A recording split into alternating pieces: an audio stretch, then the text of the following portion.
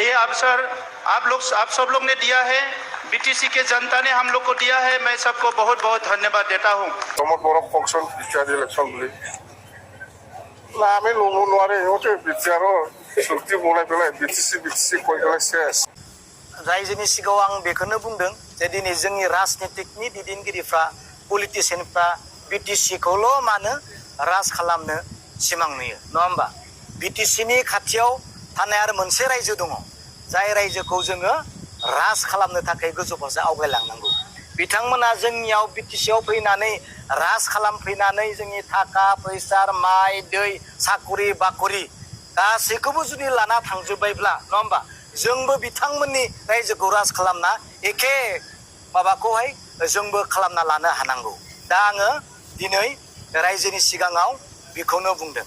दा आसामनि माइनरिटि मुस्लिम आरो एसामिसफोरनि राफोद साननायनि फिथाइ, नाथाय बर'फ्रा माखौ लानानै सोरनो भट होआ?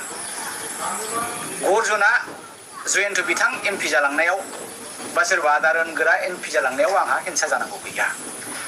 दिनै बे 40 लाख बर' कमिउनिटिखौ पार्लियामेन्टआव थांनानै रोखा राफोद रावजों रायनानै जोंनि उद्देश्यफोरखौ स्रा बुंथिना हैनायासो जोंनि उद्देश्य। दा गर्जना बेखौनो थांखि लानानै रायजो राजाखौ फोथायदोंमोन। आं मिथिगौ कंग्रेसआ दुर्बल, जोंनि ब्लक कमिटिया दुर्बल, मण्डल कमिटिया दुर्बल, बुथ लेभेला दुर्बल। नाथाय आंहा रायजो राजाफोरनो मोनसे फोथायनाय दंमोन, सिम्पेथि ग्राउन्डआव जुदि बिथांमोना गर्जननो भट होनानै देरहाहोयोमोनब्ला दिनै जयन्त बिथाङा जे पार्लियामेन्टआव थांनानै फंनैसो रावखौ मबाइल नायै हिन्दी जाया इंलिस जाया राव बुंनायावहाय आंहा लाजिनायबो मोनदों, आंहा दुखुबो मोनदों।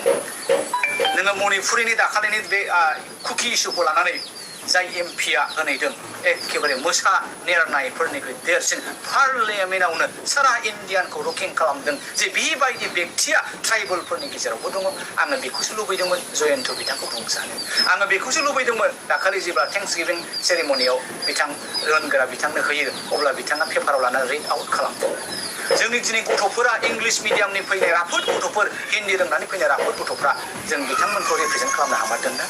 बे एन्टायार 45 लाख बर' कमिउनिटि दिनै बर' रावखौहाय नेपालावबो खोनासंफिनबाय, रायलायफिनबाय, बांलादेशआवबो रायफिनबाय, खोनासंफिनबाय, त्रिपुरायावबो जोंनि रावखौ खोनासङो नायो बर'फोरखौ मोनसे ट्राइबेल लिड रल हिसाबै। नाथाय बै 7टा स्टेटनि बे ट्राइबेल स्टेटफोरनि मादाव सबसे ट्राइबेलफोरनि मादाव जोंनि रिप्रेजेन्टेसना दिनै माबायदि दिन्थिदों बेखौ दिनै एबसुआ सिरि मोनखानो मोनसै।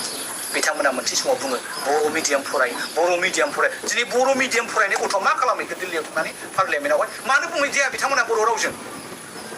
दा बाथ्राया बेसो आरो दा बावहाय आंहा दुखु मोननाय फोरमायदों जयन्त बिथाङा नांगौ बायदि रिप्रेजेन्टेसन खालामनो हायाखै।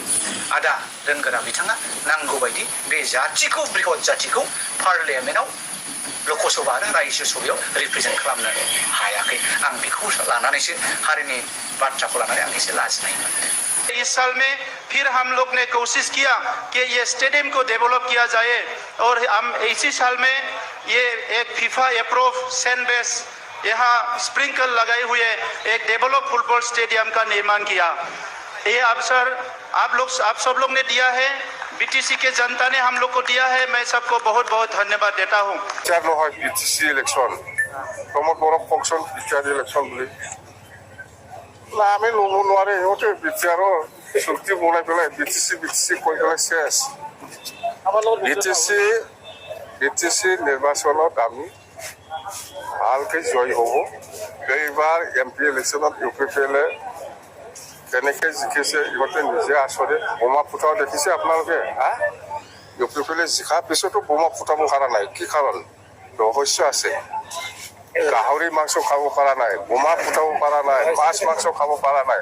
ইয়াত কিবা নিশ্চয় কিবা একটা আছে। নহ'লে একজন এমপি জিকিছে বুদ্ধি কৰা নাই, এইটো আচৰিত কথা।